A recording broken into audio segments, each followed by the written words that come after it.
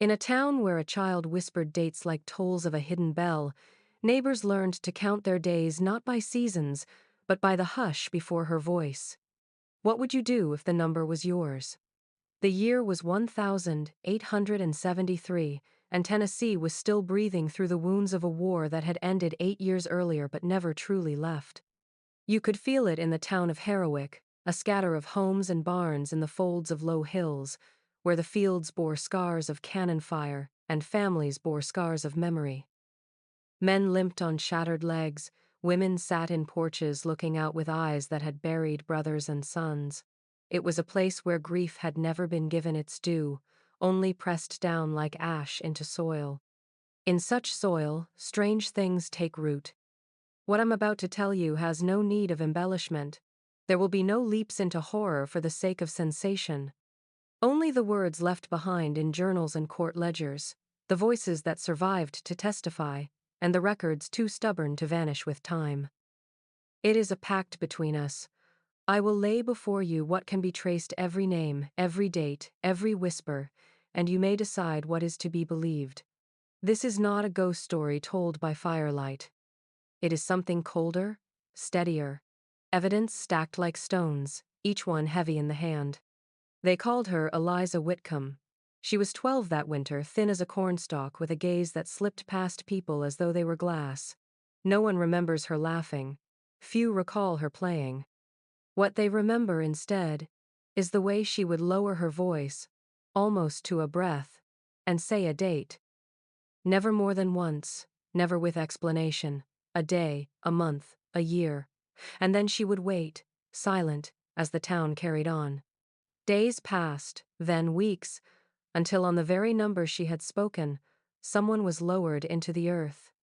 At first, it was dismissed as coincidence. Children are odd, especially in times when sorrow hangs heavy in a household. But the coincidences began to stack, and in Harrowick, coincidences had the weight of curses. The blacksmith who laughed too loudly in the tavern found his name whispered, and 3 weeks later, his chest collapsed in a sudden fever.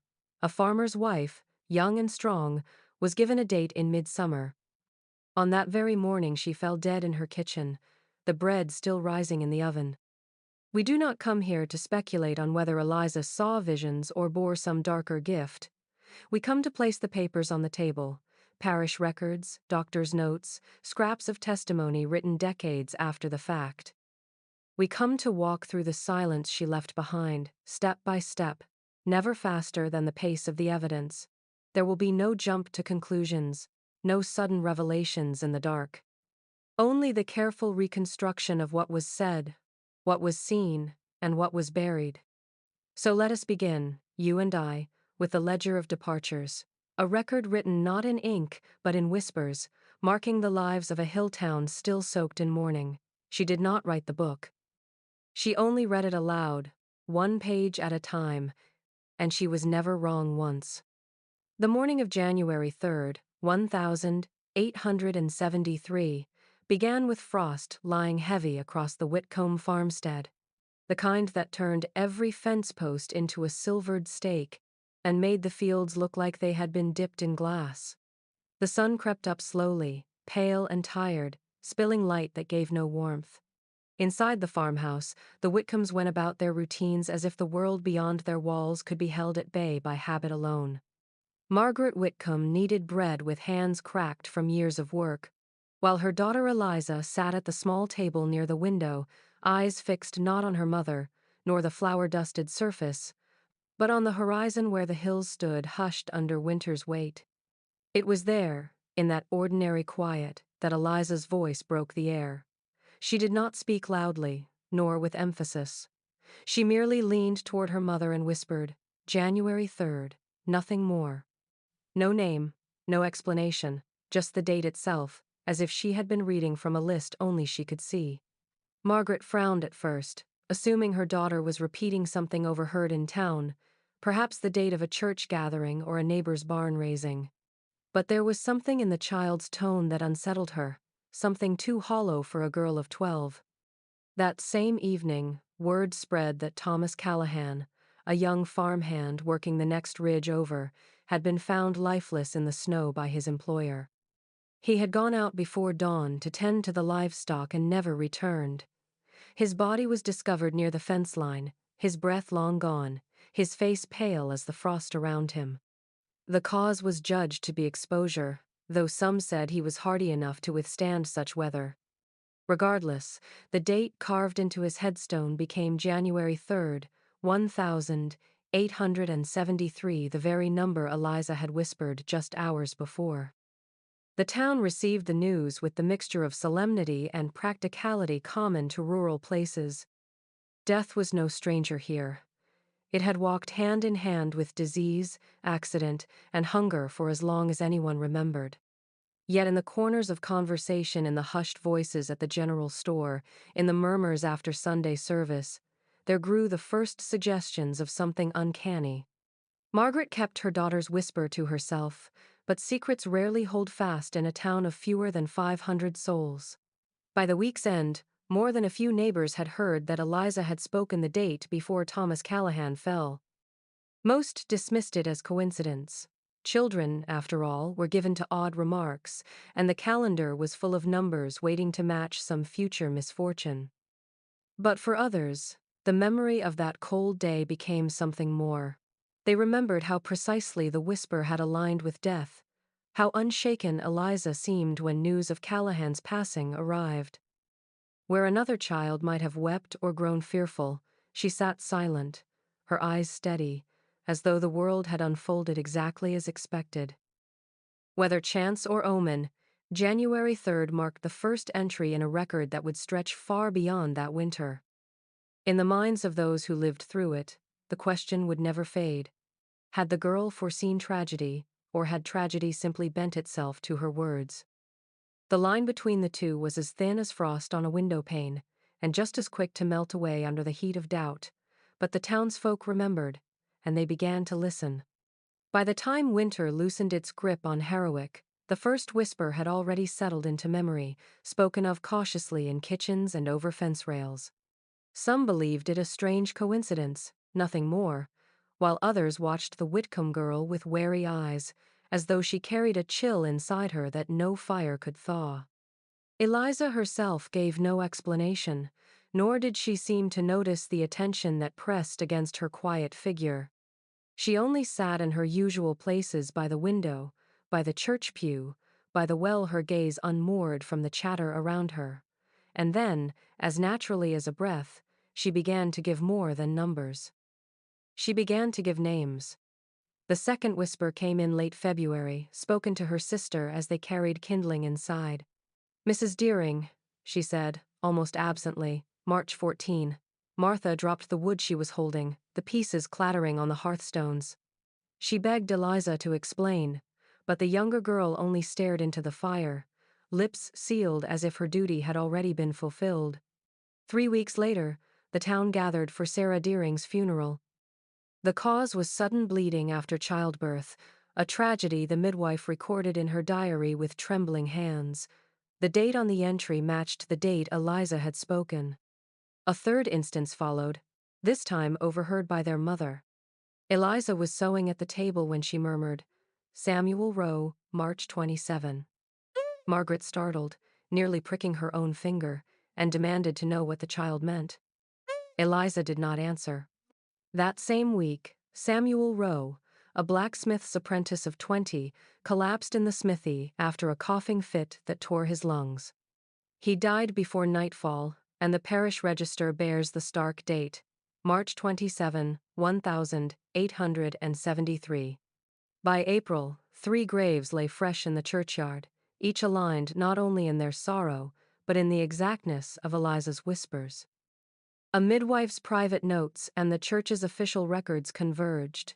2 lines of ink that told the same unsettling truth. Names and numbers spoken before their bearers had drawn their last breath. No causes, no warnings, only the certainty of time marked in advance. Whispers of Eliza's gift or curse spread beyond the town's borders. Families began to glance at her with something close to dread, as though fearing their own names might fall from her lips. A pattern had begun to seep into Herwick's collective memory, like ink bleeding through paper, staining everything it touched. Some still clung to coincidence, but others began to wonder if fate itself had chosen a mouthpiece in the quiet Whitcomb girl. And if so, what debt the town would pay for every date she gave. The general store in Herwick was more than a place to buy flour or nails. It was where the town's voices met, tangled, and sometimes clashed. The pot-bellied stove burned hot even on mild days, a circle where men gathered with tin cups of coffee and women paused to exchange news before carrying their parcels home. It was here, among sacks of seed and the creak of the floorboards, that the matter of Eliza Whitcomb was most fiercely debated. Henry Tolland, the shopkeeper himself, was first to speak against the rising murmur of superstition. He was a man who believed in accounts balanced and shelves orderly, and he bristled at the idea that a child's murmurs could be anything more than accidents of chance. 3 deaths in winter? He said, wiping his hands on a rag as if to punctuate the point. Winter takes people. Always has. You pick any day from January to March, and you'll find a grave dug somewhere close by. To him, Eliza's whispers were no different from tossing stones into a pond and claiming credit when ripples touched the shore. Beside the stove sat Ezra Pike, the schoolmaster, who prided himself on bringing reason to a town he thought too given to rumor. He polished his spectacles before weighing in, his voice careful but firm.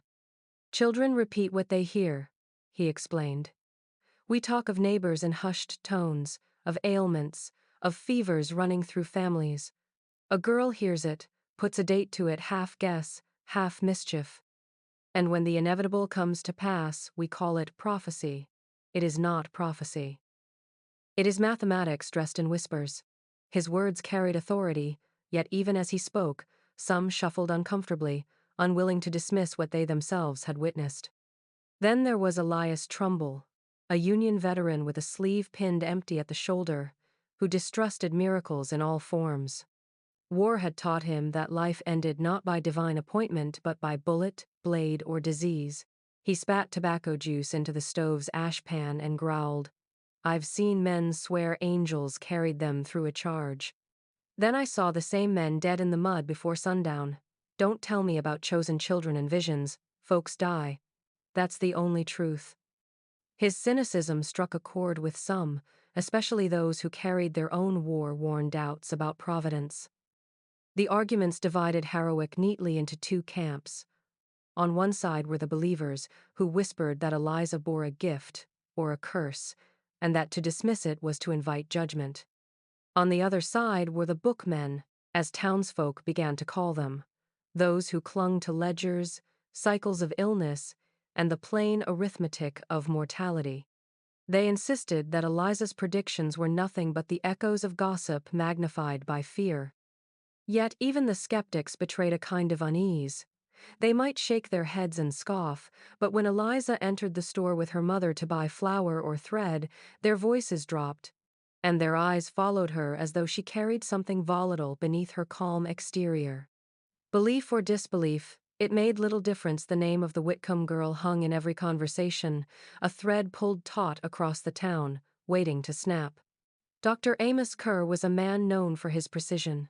His practice served not just Herwick but the scattered farms and hollers for 20 miles in every direction, and he prided himself on keeping records as neat as any courthouse clerk. In his leather-bound ledger, each patient had a page, temperatures charted, pulses counted, weights noted in careful script. He believed that medicine was not guesswork but a craft of numbers, lines, and observation, and he trusted his ledger more than he trusted the stories of families who came knocking at his door. It was in that ledger, however, that the first undeniable crack in reason appeared. Among the columns for fevers and prescriptions, a new line had emerged, one Dr. Kerr swore he had not written. It bore not a measurement, but a date, March 14, next to the name of Sarah Deering, the young wife who would later die in childbirth. Kerr told no one at first. He suspected he had been distracted, perhaps written down the expected date of delivery, and confused himself in the process. But then, when he turned to the page for Samuel Rowe, he saw it again, March 27, noted cleanly, in the same hand that filled every line of his practice. He blinked hard at the numbers, the careful flourish of the sevens. They looked his own, yet he could not remember writing them. The deaths that followed cast those entries in a colder light. Sarah gone on March 14, Samuel on March 27. He turned back through the ledger with shaking hands and found one more. January 3, written beside the name Thomas Callahan. And like the others, it had come to pass. The doctor felt the blood drain from his face. 3 dates, 3 deaths, written in his own ledger with no memory of his pen touching the page. Kerr took the book to the magistrate, demanding an inquiry. "Someone has tampered with my records," he insisted. "Someone is making a fool of me." The magistrate called in a traveling examiner skilled in inks and papers, a man who had once worked in the postal service. After hours of study, the examiner delivered a verdict that chilled the room. The ink in the date columns matched precisely the ink in every other note. The flow was identical. No second hand had touched the page. If the entries were false, they had been written by Kerr himself. The doctor refused to accept it. He swore his honor, his training, his very memory on the claim that he had not written those dates. Yet the evidence weighed against him, binding him in doubt. In town, people whispered that perhaps it was not his hand at all, but another's moving through him, the same unseen force that spoke through the Whitcomb girl. Skeptics claimed fatigue and overwrought nerves had made him mark the pages unconsciously. Believers said the ledger had become the second mouth of prophecy, carrying Eliza's whispers into the permanence of ink. And so the question began to haunt Herrick. If a man's own hand cannot be trusted, whose hand moves when no one is looking? It was Martha Whitcomb, older by 3 years, who gave the first clear description of what happened in their home before one of Eliza's whispers. She called it the hush, a stillness that fell without warning, like the world itself pausing to catch its breath. It might happen at the breakfast table, or while the sisters were hauling water from the well, or even in the midst of the rare laughter that managed to break through their family's stern walls. Martha would notice it first in her sister's eyes. They would drift, no longer fixed on the present, as if Eliza were staring at something no one else could see. Then the lips would move, slowly, carefully, as though pronouncing a sacred word. A name, a date, never more than that. The words came out flat, drained of feeling, but unmistakable. She never repeated herself. If asked to say it again, she would simply look away, her mouth closed like a locked door. Martha described it as unbearable. That single utterance dropped into the room, like a stone into water, rippling outward until everyone felt its chill. And then there was the silence after. Not just ordinary quiet, but a silence that seemed to devour even the sounds of the world outside. Birds stopped calling. Wind refused to move the shutters. It was as if the air itself recoiled from what had been spoken. Martha hated it. She hated the way her stomach tightened when she saw her sister's gaze slip into that faraway place, hated the way her mother froze with her hands still in the bread dough, hated the look on their father's face when he muttered that such things ought never to be spoken under a Christian roof. But most of all, she hated the certainty. The knowledge that once the hush came, and once the words were given, nothing could be undone. The date would arrive, and with it, another grave in Herrick's soil. In her testimony years later, Martha admitted she sometimes wished she could shake her sister, scream at her to stop, to never let another number pass her lips. Yet at the same time she felt fiercely protective of Eliza, who seemed only half aware of the weight she carried. Eliza never wept after a whisper. She never asked about the people whose names she had spoken. She only returned to her sewing or her lessons as though nothing had happened. That frightened Martha more than anything. What did it do to a family when death became an ordinary word at the breakfast table? When a sister's voice could count down lives as easily as marking off days on a calendar? For Martha, the whispers became both a bond and a wound. She was the first to hear many of them, the unwilling witness who carried them like secrets she dared not repeat. And she was the first to understand that her sister's strange gift or curse was not something that would pass with time. It was a shadow they would all live under, growing darker with every hush. Reverend Samuel Calder was a man of authority in Harrowick, not just for his sermons but for the way his presence carried through the town like a steadying hand. When the talk of Eliza Whitcomb's whispers spread from pew to porch, he took it upon himself to confront the matter directly, certain that God's truth would prevail over rumor. One Sunday after service, while the congregation still lingered in the wooden pews, he called the child forward. His voice was calm, even kind, but firm enough that no one mistook his summons for a request. Eliza walked up the aisle with her hands clasped, her face pale but unflinching. Martha tried to follow, but Margaret held her back, whispering that this was between the Reverend and her sister. When Eliza reached the altar steps, Calder placed a hand on the rail and leaned slightly toward her. The congregation hushed, waiting. Then he asked her plainly, "Child, if you speak such dates as folks say, then speak mine. Tell me the day God has appointed for me to depart this earth." His tone was gentle, as though inviting her to unburden herself. Eliza's eyes lifted, but she said nothing. She stood very still, lips pressed together, and shook her head once. Calder pressed again, repeating the request. Still she refused. The silence stretched so long that a cough echoed from the back pews like thunder. Finally, Calder turned to the people and declared that her refusal was proof. Proof that the girl had no gift but only the whispers of gossip, that she would not speak because there was nothing true to say. A sigh of relief swept through some in the crowd. Others, however, exchanged uneasy glances.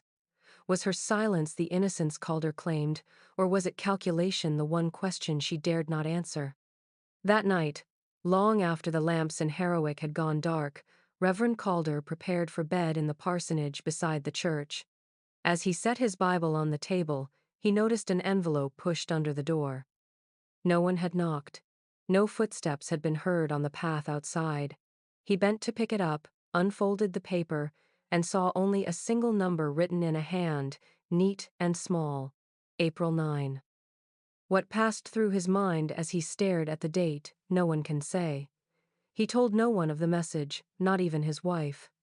To the town he maintained his certainty that Eliza's whispers were empty shadows. But the paper remained folded inside the back of his Bible, hidden between the thin pages, the ink refusing to fade. The men of Harrowick decided that if the Whitcomb girl truly carried this strange power, it could be tested and disproved like any other claim.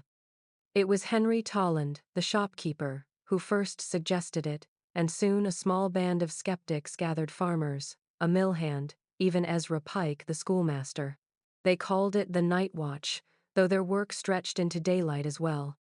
The plan was simple: to follow Eliza wherever she went, to listen for every syllable she spoke, and to record it all in a shared notebook.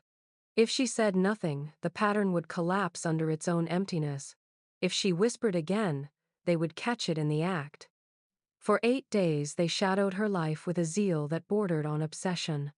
They timed her steps from home to church, marked down when she ate, when she slept, when she fetched water from the well. One man sat outside the Whitcomb house at night with a lantern, claiming even her dreams would not escape their vigilance. Eliza endured it all in silence. She walked with her head slightly bowed, her expression unchanged, as if their scrutiny meant less than the wind brushing her hair. Not a single name passed her lips, not a single date. By the end of the week, spirits in the night watch grew bold. In the store they laughed about wasted hours and muttered that the girl had played her trick well enough, but now her spell was broken. Ezra Pike even declared to a gathering of parents that superstition had been exorcised by reason, and that Harrowick might return to sanity. Then came the 9th day. Near midnight, flames tore through the McClary barn at the edge of town. By the time neighbors roused and rushed to form a bucket line, the structure was already collapsing in on itself. Inside, caught by smoke and falling beams, was Nathan McClary, a boy of 15 who had been tending to the livestock. His body was found in the ash at dawn. The skeptics clung to their triumph. She never spoke his name, they insisted. 8 days, and no whispers, there's your proof. For a moment, it seemed the town might sway back toward disbelief. But when Nathan's soot-blackened coat was searched, a small pocket Bible was recovered from the inner lining. Its pages were stained, but legible enough to reveal a penciled mark on the back flyleaf.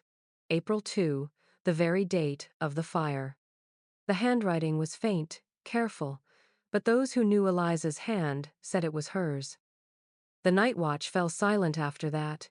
They had listened for 8 days and heard nothing, yet the page told its own story, a date inscribed weeks before, waiting patiently for the flames to make it true.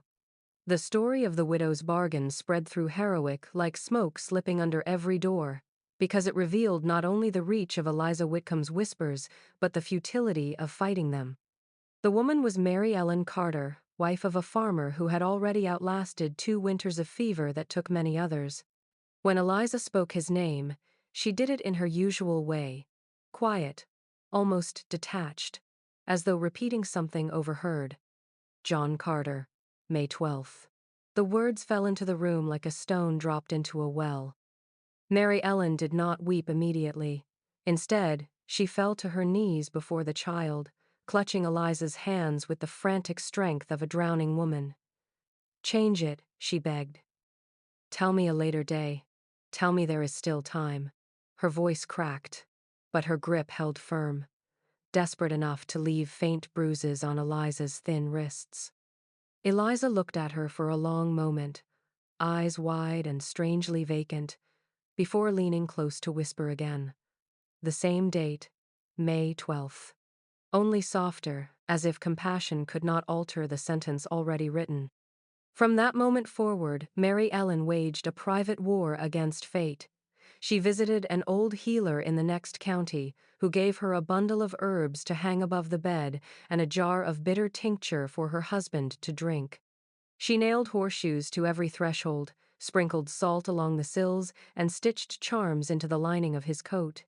When May drew near, she stopped him from traveling, locked the barn doors, and barred every window of their house.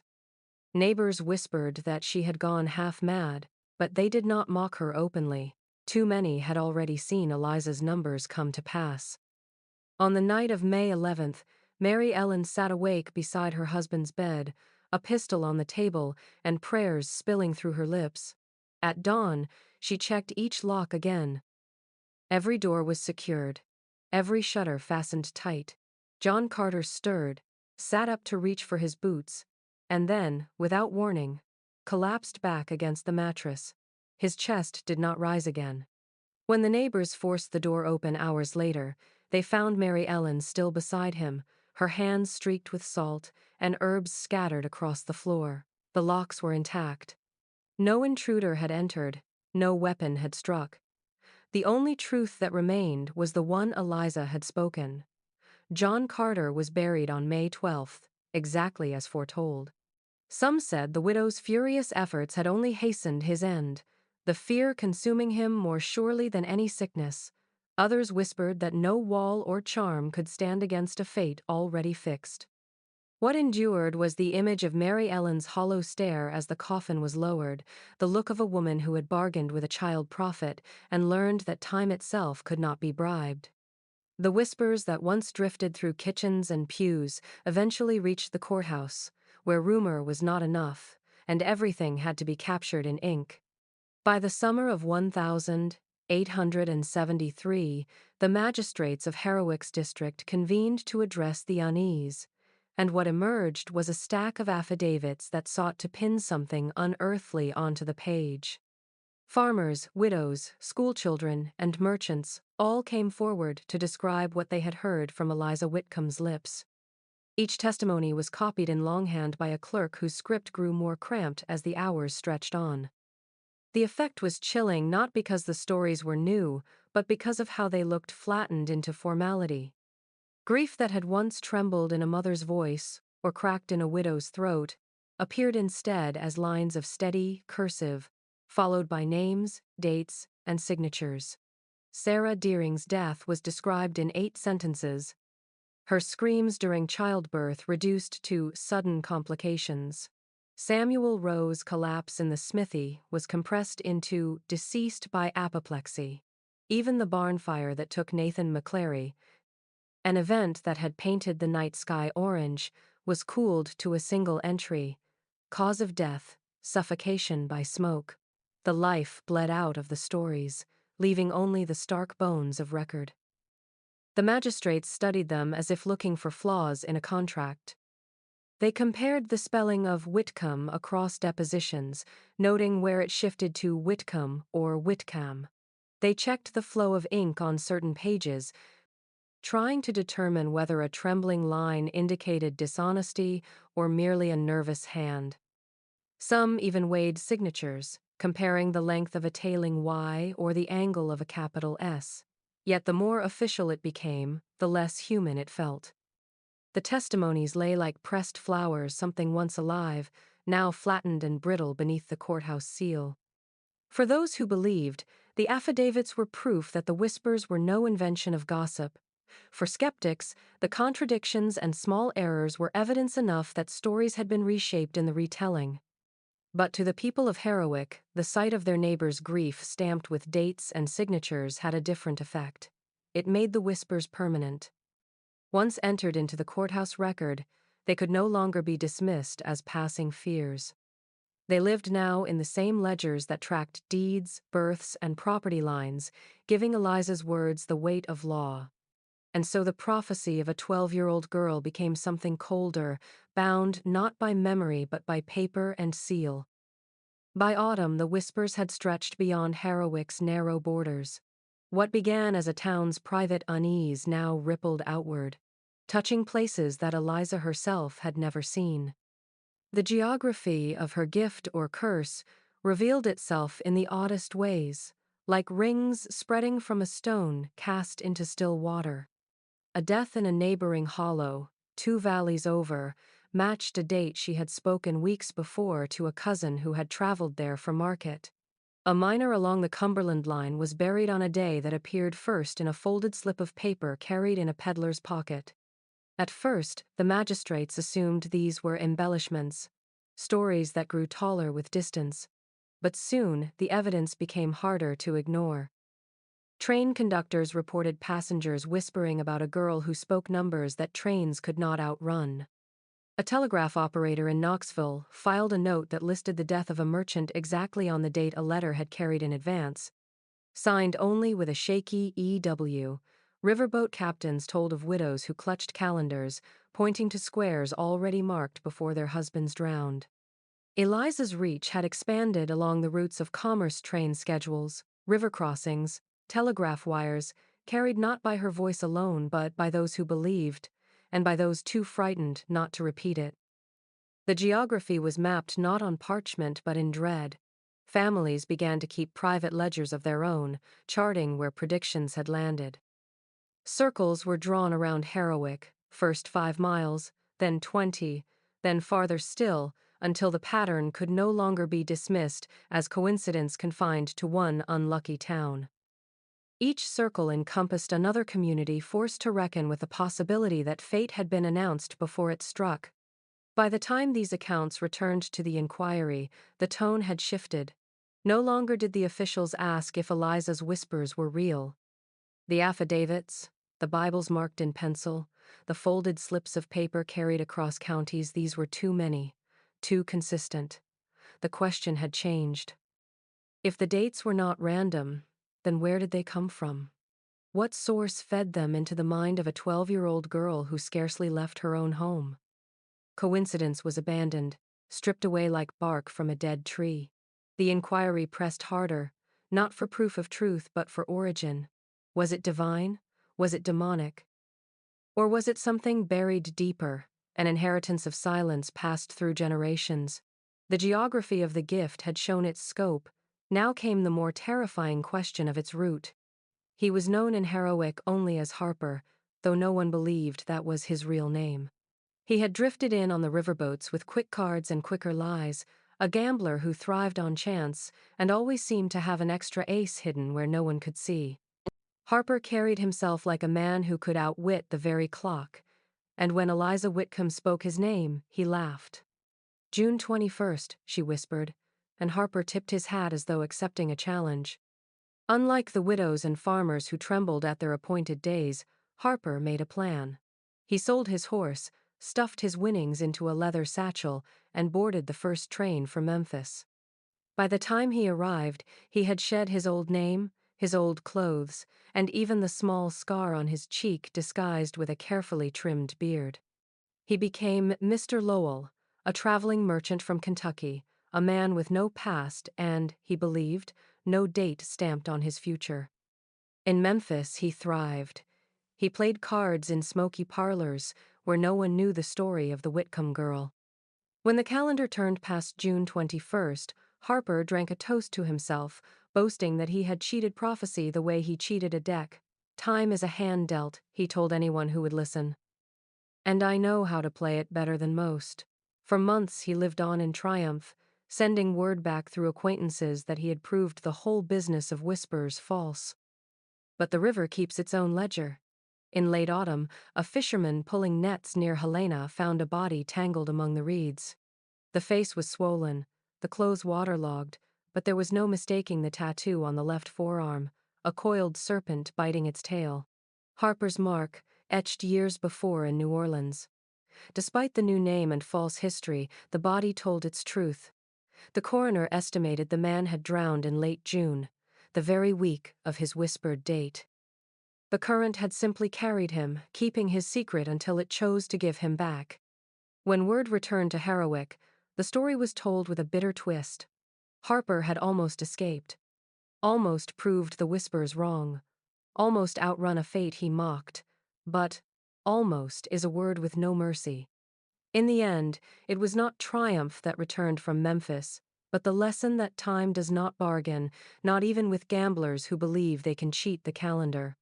Dr. Amos Kerr had always insisted that medicine must be walled off from superstition, yet he was the first to keep a private record of Eliza's whispers beyond his official ledger. For years, that notebook lay hidden in the false bottom of his desk drawer, bound in plain leather, its pages written in a hand that grew shakier with each entry. It came to light only after his death, and it revealed not the cool detachment of a physician but the secret dread of a man who knew reason was no shield against what he had seen. The first page bore a date, August 4, 1873. That was the day a wealthy merchant offered Eliza a silver dollar in exchange for his own appointment with death. Witnesses remembered how she pressed the coin back into his palm and turned her face away without a word. In the hidden notebook, Kerr recorded it differently. "The child will not be bought. Her silence is not ignorance, but refusal." From that moment, the doctor began to keep two ledgers, one for temperatures and prescriptions, another for the quiet record of prophecy. Each entry was brief. A name, a date, and a line or two of observation. Mrs. Harlan wept before the words were finished. The widow Carter begged for change, received none. The gambler Harper mocked his fate, fled, and was returned by the river. The notebook read like a catalogue of inevitability, a grim counterweight to the ledger of weights and pulses. Kerr did not present these notes to the magistrates. He told no colleagues. He wrote only for himself, as if committing them to paper might ease the burden of carrying them in his head. Toward the middle of the book, however, the pattern shifted. The entries grew sparse, the handwriting unsteady. And there, circled heavily in ink that pressed through the paper, was a single date written beside his own name, October 19. There was no explanation, no description of how he had received it, only the mark of finality. In the margin he added one line: "A man cannot argue with his own sentence." Dr. Kerr never shared that knowledge, not even with his wife. When October came and he failed to rise from his bed one morning, the town said his heart had simply given out. But the notebook told another story.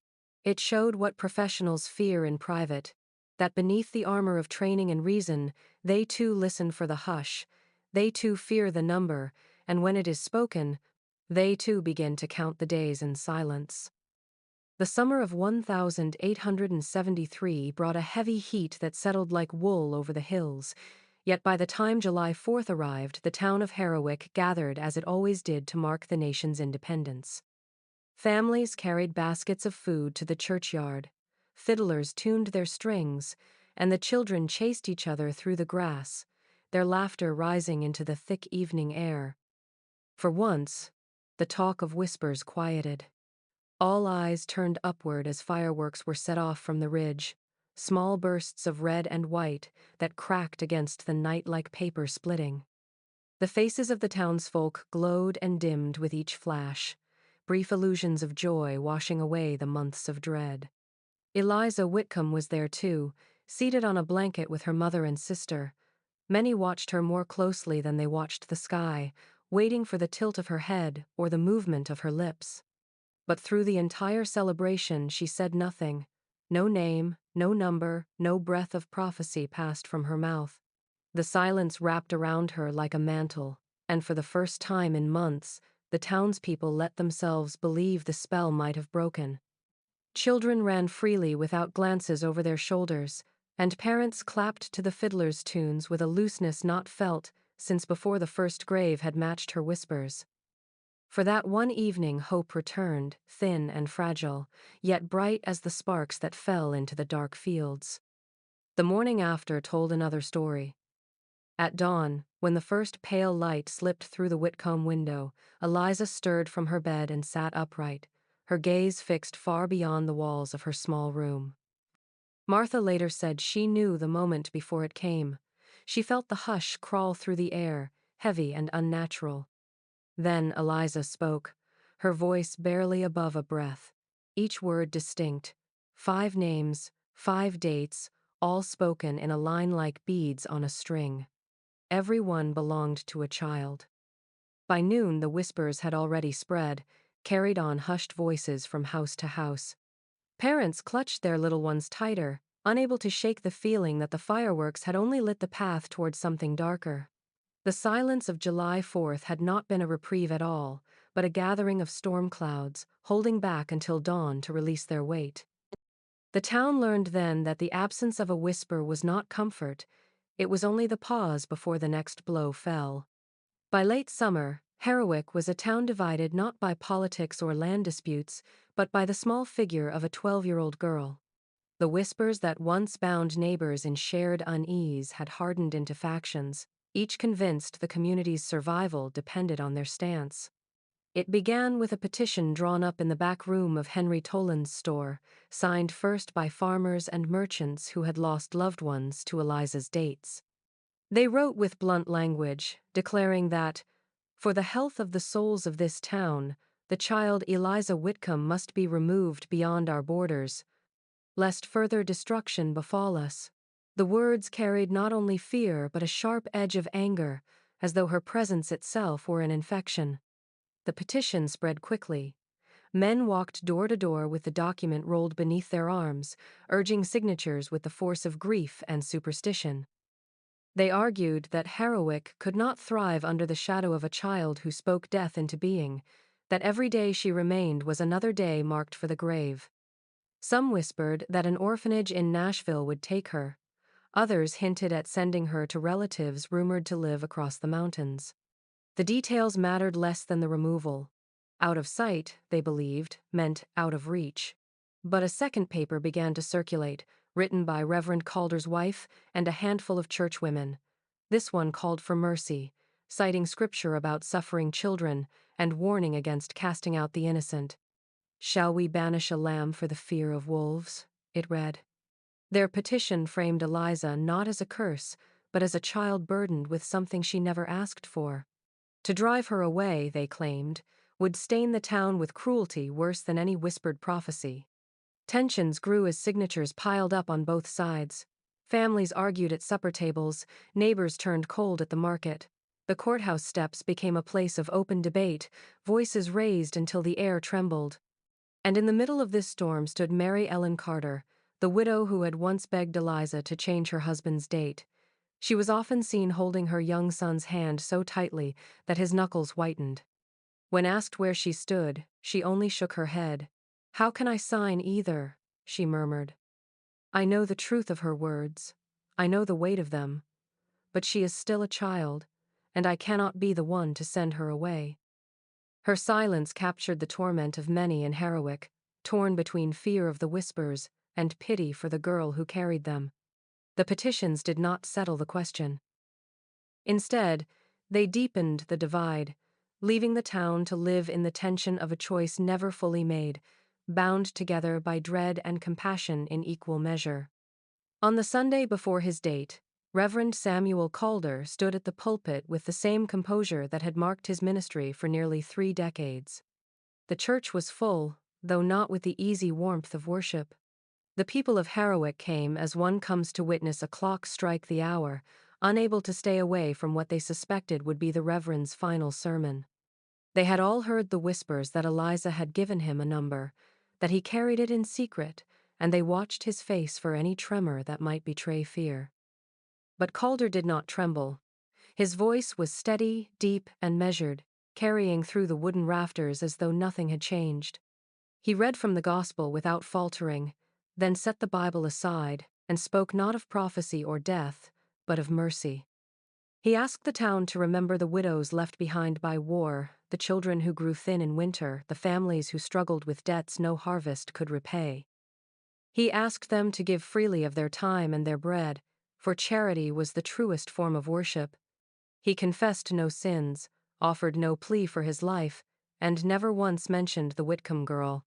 Those who listened closely swore his eyes lingered on them one by one, as if he were silently taking his leave. Some wept, though he did not. He ended the service not with a grand exhortation, but with a simple hymn, leading the congregation in a voice that neither wavered nor cracked. When the final notes faded, he closed the book of hymns, gave a small bow of his head, and dismissed them with the same words he had spoken 1,000 times before. Go in peace and serve the Lord. That evening, as the last glow of day settled over Harrowick, Reverend Calder sat alone in his chair by the hearth. His wife moved quietly about the house, pausing now and again to glance at him, but he said nothing, only rested with his Bible open across his knees. The page was from the Psalms. Teach us to number our days, that we may apply our hearts unto wisdom. When she returned moments later, she found him still in the chair, his hands folded as if in prayer, his breath gone. The town buried him 2 days later, on the very date Eliza had whispered months before. No miracle had spared him, no bargain had been struck. He had met the number with calm acceptance, and Harrowick was left to wonder whether peace came from faith or from knowing that one cannot outrun what is written. When the whispers of Harrowick reached beyond the hills and into Nashville, the state sent an investigator, a man named Edwin Pratt.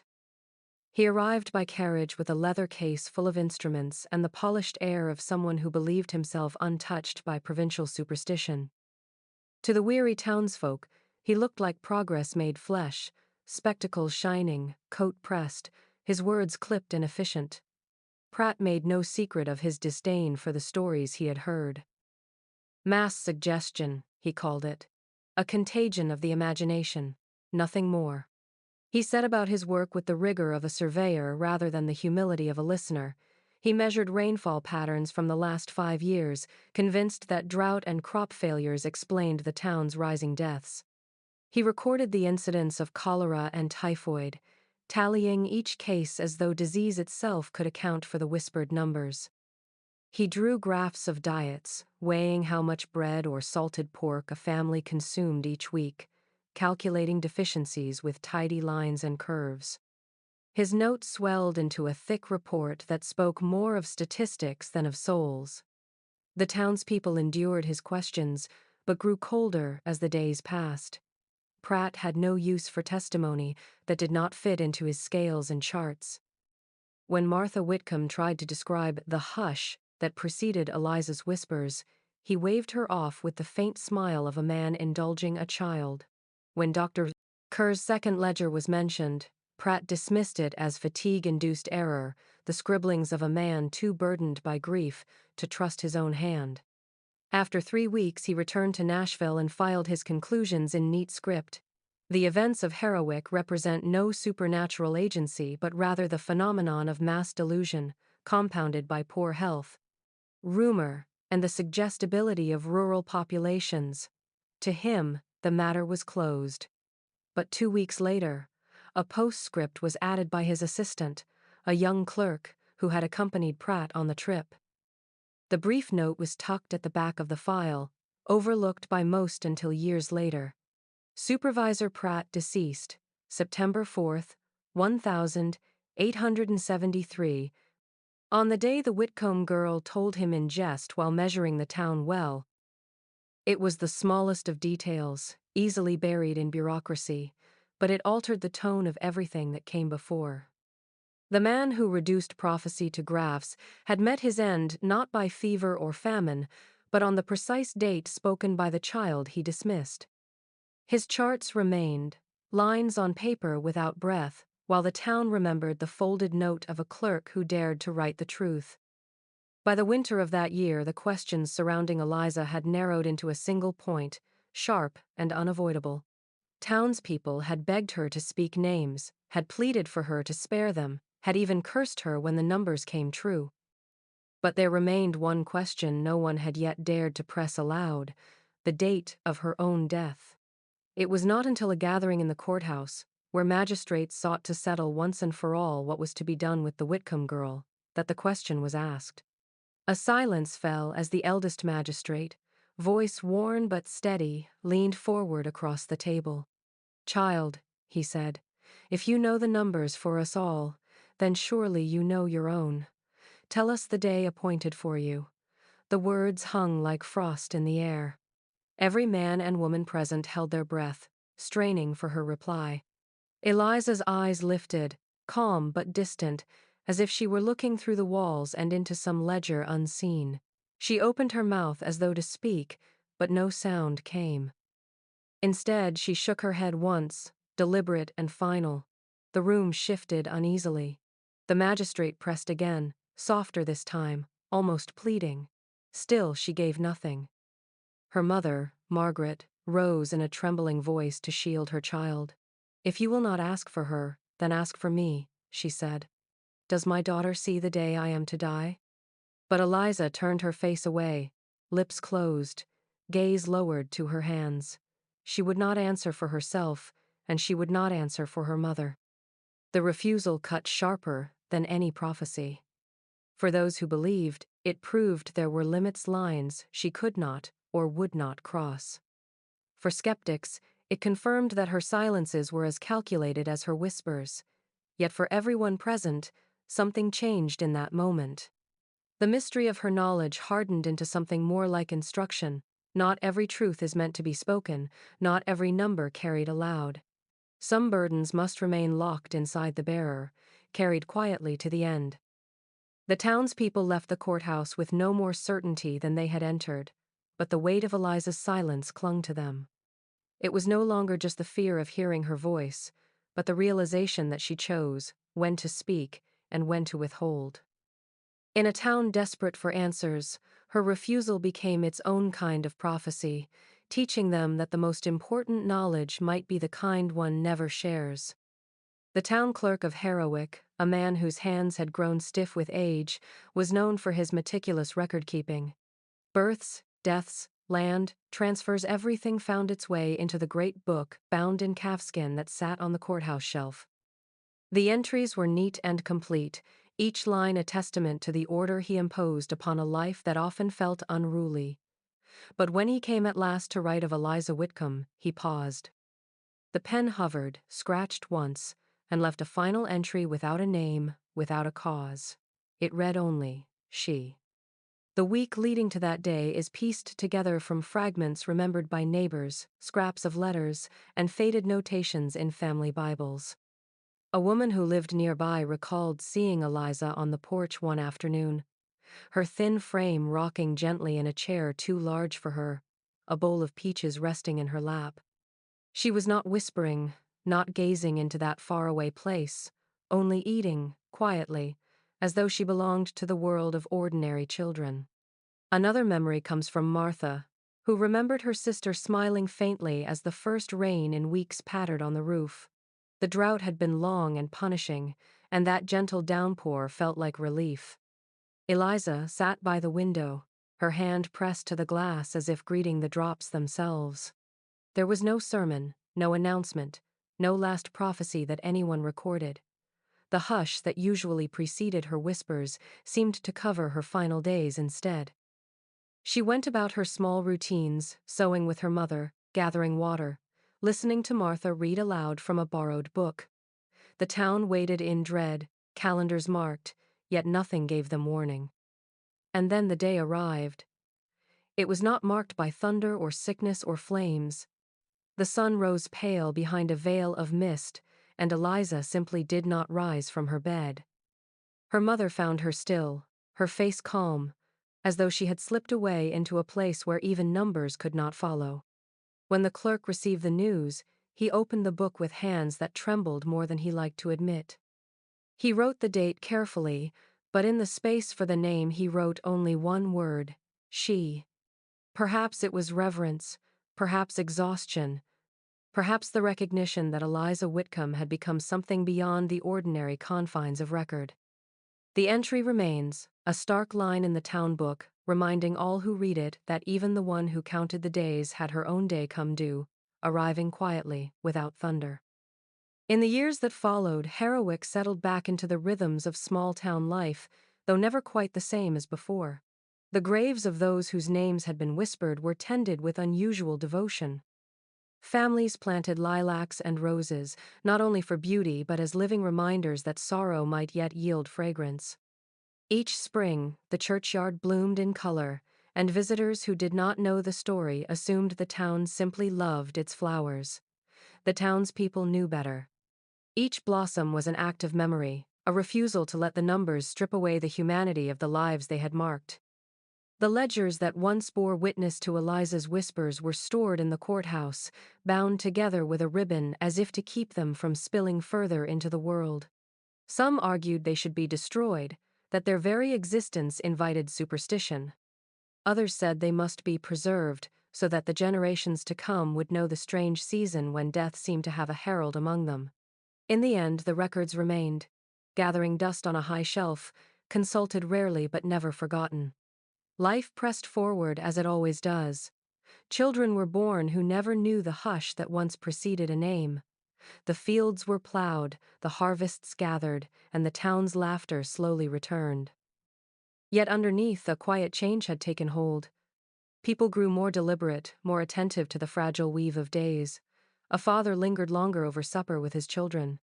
A widow shared her bread with a hungry neighbor rather than save it for fear of tomorrow. The blacksmith who once mocked the whispers took to visiting the sick without waiting to be asked. These were small acts, almost invisible, but together they formed a new rhythm, born of the lesson Eliza had left behind. The story of Harrowick was never truly about prophecy. It was about stewardship of time, of kindness, of one another. In a world where a girl might know the number, the question that mattered was never how to avoid it, but how to live before it arrived. The townspeople learned to treat each day as if it might already be written, yet still their own to fill. And so the memory of Eliza Whitcomb became not only a shadow of dread, but a quiet teacher. She reminded them, and us, that the measure of a life is not in how long it avoids the end, but in what is done with the days granted. Even when the calendar feels fragile, we are called to tend it with care.